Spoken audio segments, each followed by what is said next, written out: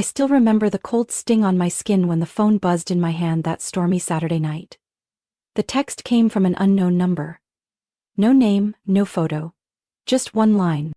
Thank Gabriel's Church, 3 p.m., you need to see this. I sat motionless in my old Subaru parked by the curb, the wipers working furiously but failing to clear the fog clinging to the windshield.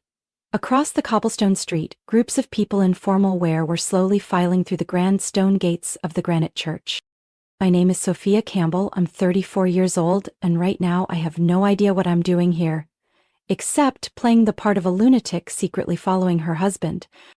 Zachary told me he had a 3-day legal conference in Philadelphia. His schedule said it. His assistant confirmed it. The plane tickets were booked last week. I even helped him pick out his tie. But now I'm in Maine, more than 300 miles from Philadelphia, staring at a church that deep down I know is about to destroy whatever's left of my heart. I took a deep breath, lowered my sunglasses, opened the door, and stepped into the street. Each step across the wet bricks felt like a sentence being hammered into my skull. The church bells began to toll, low, mournful chimes echoing like an unavoidable judgment. The wooden door creaked open. I slipped quietly into the last pew, hiding behind a thick stone column. No one noticed me. Why would they? Who would notice a woman in a dark coat lurking in the back during a wedding? My hand clenched the strap of my bag. My heartbeat stuttered as the organ began to play. And then he stepped up. Zach in a charcoal tuxedo I'd never seen before. His jaw tightened, that same nervous tick I knew by heart. But today, he wasn't standing before a jury. He was waiting for his bride. I had to brace myself against the pillar. My knees nearly gave out. My breath caught when the bride appeared, white dress sweeping across the aisle, red hair cascading over her shoulders. Jenna, my best friend since high school, the one who held my hand when my mother passed, the one who cried with me on my wedding day. And now she was walking toward my husband, wearing the soft smile I once believed belonged only to me. Ladies and gentlemen, we are gathered here today to witness the sacred union. I couldn't make out what the priest was saying. Everything inside me went numb. The wedding, the lights, the music, the vows felt like a distorted copy of my own marriage. And the leading roles? My husband and my best friend. I don't remember how I left the church. Don't remember how long I drove. All I know is that when I pulled up in front of my apartment in Portland, I was still wearing my rain-soaked coat, and my hands were still trembling. Another message from the unknown number lit up my phone. Now you've seen it, so what will you do? I laughed. A dry, glass-shattering sound. I poured myself a glass of bourbon, Zach's favorite, the one he saved for special occasions, and swallowed it in one burning gulp, just to remind myself that at least my pain was still real. I was no longer the wife, waiting for her husband's late-night check-in. No longer the friend who believed loyalty could never be broken. I was Sophia Campbell, and I had just watched my husband marry my best friend, under candlelight and hollow blessings. I set down the glass, opened my laptop, started a blank document. Dear Laura, they thought I would stay silent. They thought I would break. I didn't scream. Didn't smash anything. Didn't resort to knives or messy revenge. I only needed one thing, the truth. And the truth always finds a way to burn. When I opened my eyes the next morning, sunlight pierced through the curtains like mockery. A beautiful day, perfect for burying the past. I brewed a cup of coffee, but never touched it. My hands were still unsteady. My phone buzzed again, same number. Now you know. What will you do? I stared at the screen, then at my reflection in the mirror. I barely recognized the woman looking back at me. But one thing was clear. I wasn't going to sit still.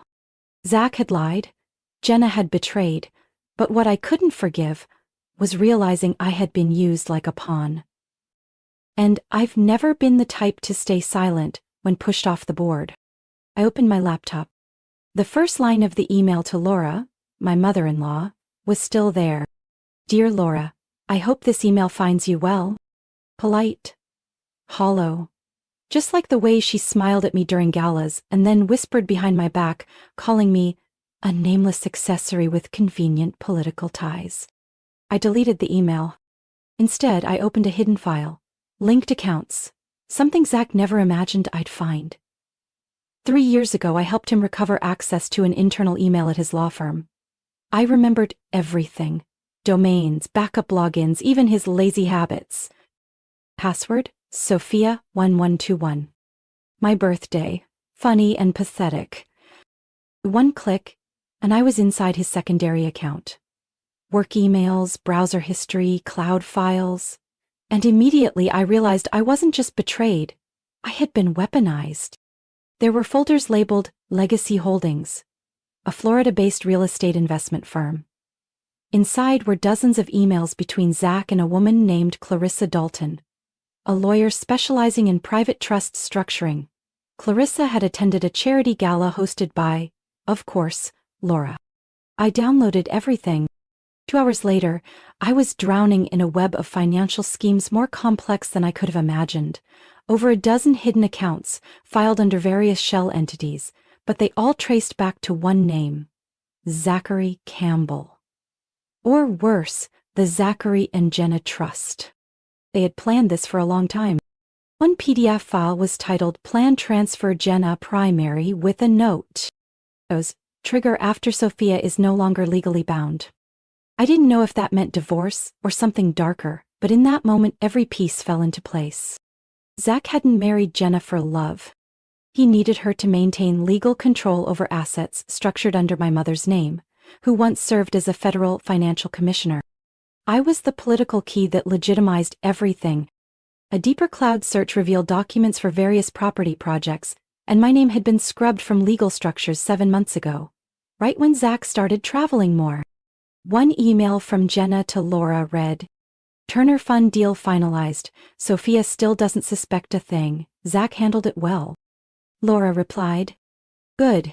Keep her distracted with the charity galas. If anything urgent comes up, I'll have Joe step in. Joe, Laura's trusted assistant, the one who used to bow politely to me every Thanksgiving. Now I knew he was just another link in the chain of control. Another part of the legal accessory meant to legitimize their dirty financial dealings. I got up from my chair and stepped out onto the balcony, letting the cold wind slap my face. I hadn't just been betrayed in marriage. I had been the perfect cover for a years-long financial scheme, orchestrated by the very woman I once called mother-in-law. And now that the truth was laid bare, I knew I couldn't call a lawyer. Not yet. I couldn't go to the press. If I wanted to flip the board, every move had to be calculated. They had to think I was still in the dark. Still trusting. I went back to my desk and opened a private browser window. I typed, How to create a counter-trust personal asset protection. Then, legal grounds to void a prenuptial agreement in the state of Maine. I didn't know how long it would take, but I had one thing they never saw coming. I had loved them for real. And now I had nothing left to lose. I tilted my head back and finished the last of my cold coffee.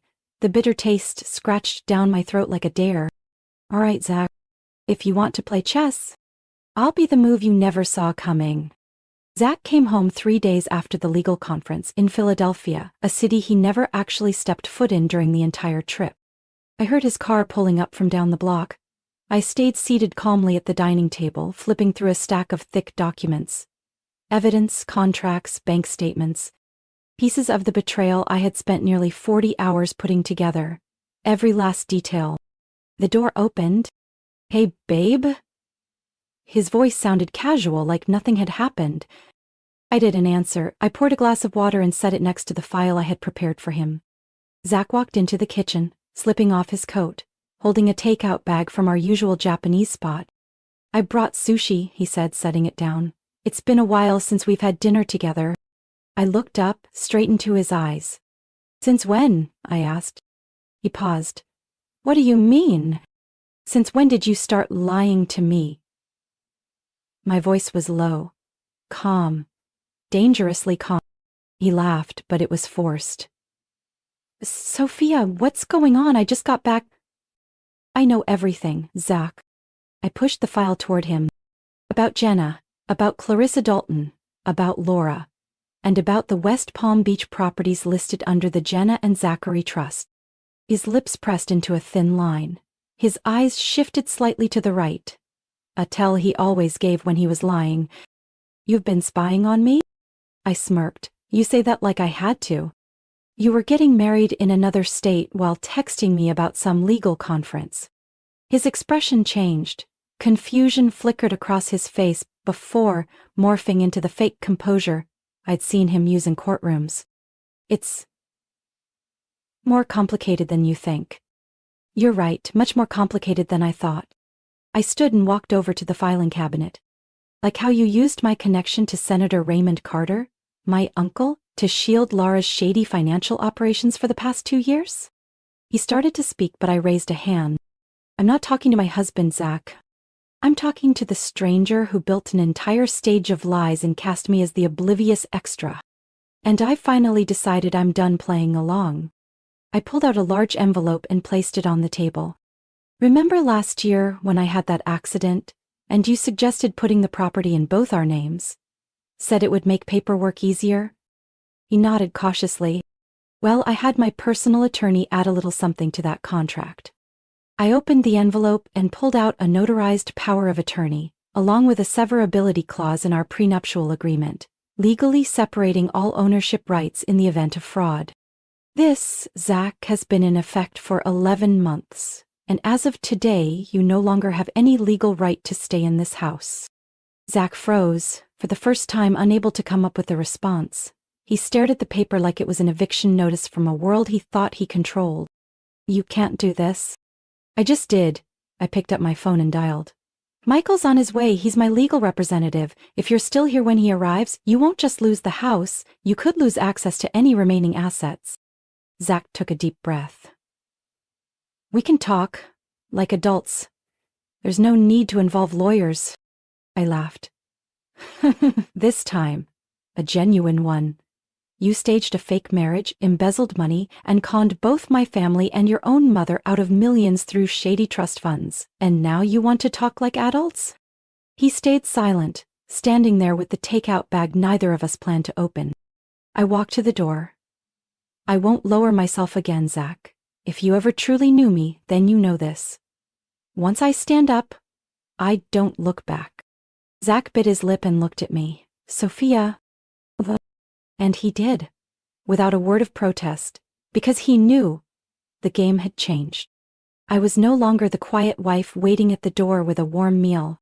I was the one who had pulled down the curtain on their grand illusion.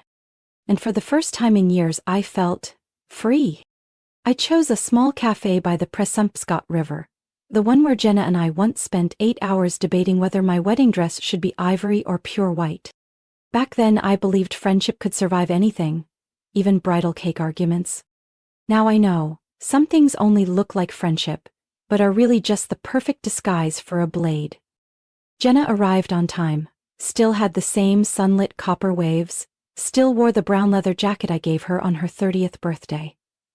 But her eyes, they were no longer effortless.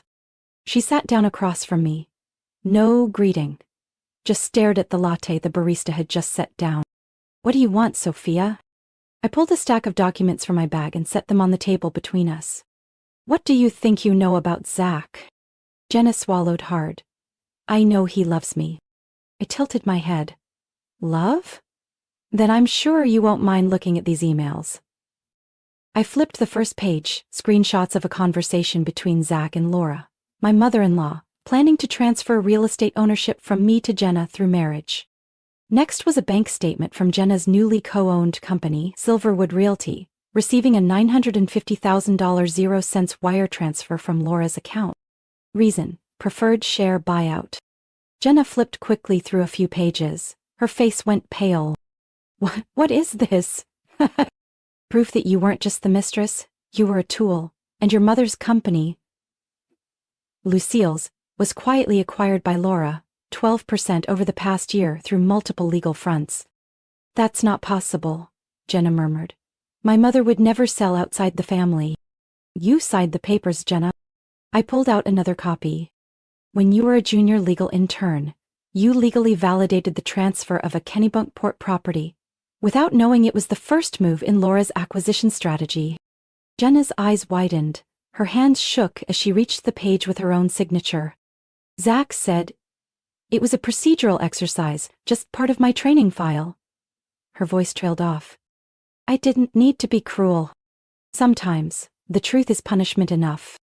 "And now," I said slowly, "you have two choices." She looked up, panic flooding her eyes. "Either keep pretending Zach loves you, that you were the chosen one, or accept the truth we were both pawns in a con that's been years in the making, and work with me to end it." Jenna sat in silence for a long time. The wind tilted her latte slightly. A single maple blossom drifted down, landing between our stacks of papers, like the final pause before a new song begins. "I didn't know my mother was being manipulated," she whispered. "Not at all. I believe you." I looked her straight in the eye.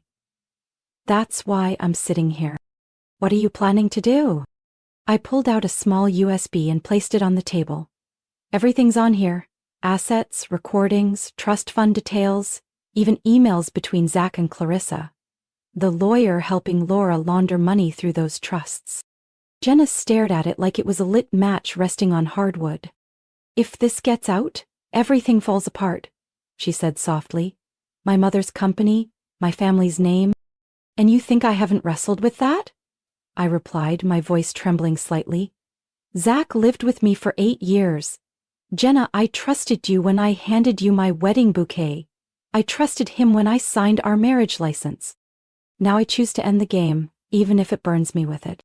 Another silence followed. This time, no wind, no clinking mugs, just Jenna, eyes red, and a hand slowly reaching across the table to pick up the USB. "I'll help you." I nodded. "But only because I need to know," she said, her tone steel-edged. "If you ever really saw me as a friend, or if I was just another piece in your counterattack." I looked at her. "For a long time. I'm not rewriting our friendship, Jenna. But I won't let anyone use it to cover up crimes anymore." She gripped the USB tighter, determination flashed in her eyes. "Then let's begin," Jenna said. I exhaled. I wasn't alone anymore. 3 days after meeting Jenna, I sat inside the office of Eli Mercer, a financial attorney specializing in trust investigations and money laundering. He was a longtime friend of my brother Noah, and the only person Noah trusted enough to hand me off to in this situation. Eli's office was simple but organized. Sunlight poured in through the windows, highlighting piles of case files, a whiteboard covered in symbols, and a large web of connections that Jenna and I had finished mapping out just that morning. Jenna sat beside me. No more leather jacket, just a pale blue blouse, hair tied high. For the first time in years, I saw someone no longer clouded by romantic delusion, but a woman ready to act. Eli took a sip of coffee and opened his laptop. "Are you both sure you want to go this deep?" he asked, eyes still on the screen. I nodded. "We're not here to suggest. We're here to end this." He tapped a few keys. A complex financial flowchart appeared on screen. "What you uncovered is just the surface. This system," he circled a red section, "starts with a nonprofit called Everhope Education Fund, founded 18 years ago by none other than Laura Campbell." Jenna's eyes widened. "That's the scholarship fund for children affected by medical crises. My mom's been a donor for nearly a decade." "And that's how they earned public trust." Eli nodded, flipping open a spreadsheet. "But according to bank records, most of the donations from corporate partners weren't used for scholarships. They were funneled into secondary trusts, most under the names of minors." I frowned. "You mean they used kids' names to hide money?" "Exactly. And the legal custodians on those trusts? Almost all are either directly tied to Laura or Zachary." Jenna turned toward me, her face hardening. "He told me he was helping with a child finance initiative in Vermont. I even attended the conference with him." Eli slid another folder across the desk. There was no conference. It was a fake front, created to legitimize the transfer of funds from real estate firms into this system. I picked up the last bank statement. My chest tightened as I read, "Beneficiary, Elias Porter Jr., age 6. Custodian, Clarissa Dalton. Elias, the son of a front desk clerk at a homeless outreach center in Augusta. I had given him a new backpack last fall before school started. No one at the center knew. His name had been used as a tool for laundering money. How many children? I asked, my voice tight. Eli answered without hesitation. Over 30, and more than half of them never received any of the scholarship or insurance benefits that were publicly promised. Jenna clenched her fists. And my mother. Did she know? Eli was silent for a moment. Then he opened a decrypted email, an exchange between Laura and Jenna's mother, Lucille Dawson. Just have Jenna sign it. She'll legitimize everything if it's ever audited later. As for the Everhope Fund, I guarantee public benefit remains the best cover. I didn't know what Jenna was thinking, but her shoulders dropped as if someone had just placed 1,000 pounds on her back. Not just betrayal by a lover, but being exploited by her own mother. I placed my hand on the table. Eli, what do we need to do to bring this to light without harming the kids? Or making innocent people pay the price? He nodded and opened a new file. We'll need to isolate the legitimate funds, classify all involved parties by their level of involvement, and work directly with a financial prosecutor to submit the full case. But, he paused, his expression serious. You need to know, once this is submitted, it will explode. Press coverage, federal investigation, organizational shutdowns, asset freezes, even immediate arrests. I exhaled slowly. We're not here to start a wildfire, we're here to rescue the kids who are already burning without even knowing it. Jenna nodded beside me. And if this ends my career, so be it. But it ends. Eli looked at us both for a long time. Then I'll help you write the ending to this story, but we have to write it right. That morning, Portland was blanketed in a pale fog. My apartment was flooded with cold white light, and the dining table had become a battlefield covered in documents, financial maps, trust diagrams, and legal reports Eli had sent over the night before. I hadn't slept at all.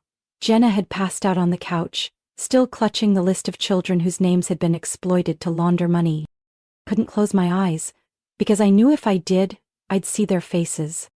And the panic of adults watching them lose everything because of someone else's crimes. The doorbell rang at 8:12 a.m. I opened the door, and there she was, Sophia Campbell, like a cold wind from the past stepping inside. She wore a black high-collared coat, her hair neatly pinned up, sunglasses hiding her eyes. But her voice was unmistakable. We need to talk, Sophia, just the two of us. I blocked the doorway. You should speak to my attorney. Attorneys will do what attorneys do. I'm here to do what smart women do, negotiate. I let her in. Jenna jolted awake at the sight of her, but I signaled her to step into the bedroom. Laura sat down, removed her glasses, and looked at me with a calmness that sent chills down my spine. You think you've got it all in your hands, and yes, you have a lot. But what you don't have, Sophia, is the full picture. I crossed my arms. I have enough to send all of it to the federal prosecutor. She nodded, unsurprised. I know. And if you do that, everything collapses. Not just me, not just Zach, but the children depending on this system, even if that system was built from rotting bricks. I let out a cold laugh. That's quite the confession. Laura tilted her head. Do you know how many leukemia treatments the Everhope Fund has paid for in Appalachia? How many single mothers got vocational scholarships through the Jenna Foundation, the fund I created to cover up the dealings between Jenna and Zach? I clenched my hands. You're trying to repaint evil as necessary? I'm showing you that some evils are necessary. I said nothing. In my mind, I saw little Elias, 6 years old, beaming with his new backpack. If the fund collapsed, would he still get treatment? You could expose everything, Laura continued, her voice lower now, but you'd be destroying the future of dozens of innocent lives. Do you really think the media will distinguish between masterminds and children whose names were used? I asked. So, what is it you want? Laura opened her bag and placed a large envelope on the table. A quiet settlement. I withdraw from Everhope. Jenna's name gets cleared from any suspicious trusts. You receive a secure financial package, to rebuild. Everything gets restructured. Legal, mutually beneficial. No one goes to prison. No child loses their scholarship. I stared at the envelope. I didn't need to open it to know what was inside. Money, legal assurances, beautifully worded promises written by Boston's slickest attorneys. I said nothing, and that's when she delivered her final blow. Sophia, think of Elias, of Caleb, of Zoe, the girl with cerebral palsy in Bangor you took photos with last year. If this system collapses, those children will be the first to suffer, not me, not Zach. I turned away. My hands trembled. My heart felt like it weighed 1,000 pounds. If I exposed everything, my conscience might be lighter. But who would bear the cost? I stepped out onto the balcony. The fog had lifted, sunlight spilled across the rooftops. In that moment, I wasn't Sophia, the betrayed woman, the used one. I was Sophia, the person holding the fate of dozens of innocent lives with a single click. Jenna stepped out behind me, gently taking my hand. "What will you do?" she asked. And I didn't answer right away. We stood there in silence. At our feet. A crossroads. Justice. And the price of it. Finally, I turned to Laura. "You'll have your answer. But not today. Today, I need to speak to the people this will affect. Before I decide whether to destroy what's left or try to save it." Laura nodded. She understood. Or pretended to. But I knew. The hardest choice isn't revenge. It's deciding who deserves to be saved and who must pay. That evening, the Campbell lakefront estate glittered like a winter palace. Crystal chandeliers, elegant hors d'oeuvres, expensive champagne, and hundreds of guests in perfectly tailored formal wear. The invitation read, "Celebrating 20 years of the Everhope Foundation and Laura Campbell's 60th birthday." I walked in wearing a plain black gown, no jewelry, no lipstick. Only a cream-colored envelope tucked neatly inside my coat lining, the copy of Laura's quiet settlement proposal. The original was already secured by my attorney. Another copy had been delivered to the FBI 3 days ago. Jenna walked beside me, silent and cold as a shadow. She wore a gray velvet dress, her eyes locked on her mother. Lucille Dawson, beaming beside Laura at the far end of the room. Eli, my attorney, stood near the main entrance, posing as event tech support. And Noah, my brother, was parked outside in the surveillance van, monitoring the feed with our investigation team. Everything was in place. Zach spotted me first. He walked toward me, stiff smile in place, champagne flute in hand. "Sophia, you actually came?" I smiled but didn't touch him. "An event this important? How could I miss it?" His eyes flicked nervously between me and Jenna. His expression said it all. He could feel the pieces slipping from his grasp. Laura's voice rang out through the microphone. "Let's all raise a glass to 20 years of Everhope, a symbol of generosity, equity, and compassion." I stepped forward. "If I may, I'd like to say a few words."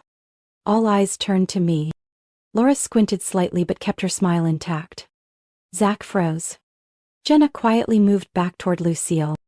I turned to face the entire room. The warm light from the chandeliers lit up the faces of every guest. Politicians, business leaders, people who had once shaken Laura's hand in the name of community service. "My name is Sophia Campbell," I began, my voice steady, "and I was once the daughter-in-law of this woman." A ripple of murmurs swept through the crowd. Laura didn't react. Yet, I used to believe in the Everhope Foundation. I believed it existed for the children.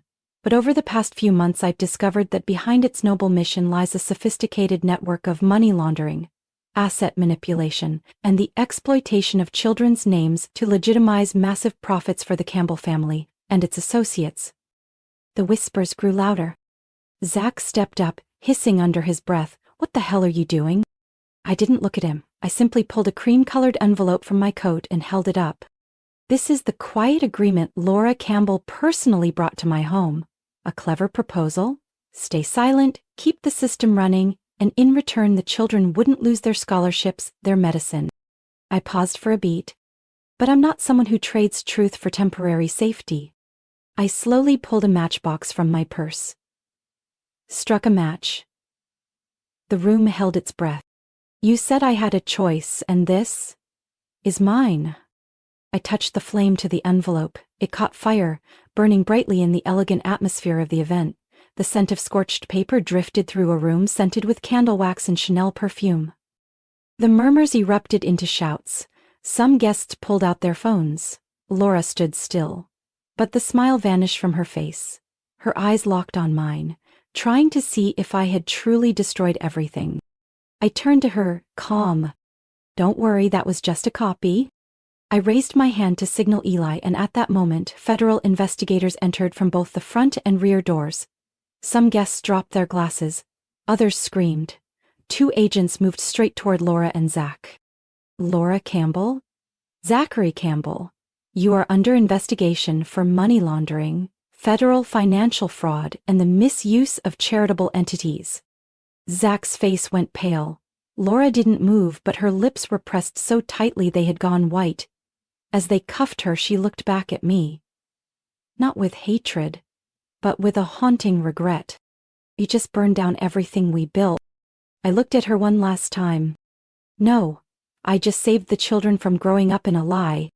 News of William Campbell's concealed death dominated headlines for an entire week. The state court officially announced it was reopening the investigation into the so-called hunting accident, and Clarissa Dalton's records, Laura's most trusted attorney, were frozen to trace back illicit financial transactions. The children whose names had been used to create laundering trusts were now legally protected through a court-issued order. I should have felt relieved, but a phone call from Eli that night knocked the air out of me. Sophia, he said gently, I think you should come down here. There's a file connected to your biological father. My father, Thomas Blake, died when I was 19. An investigative journalist, ethical, disciplined, the only man I ever placed complete faith in. He'd exposed political scandals in D.C., received threats but never backed down. And now, his name had surfaced in Laura Campbell's private asset records. Eli opened the file for me. Inside was a black and white photo, taken more than 30 years ago.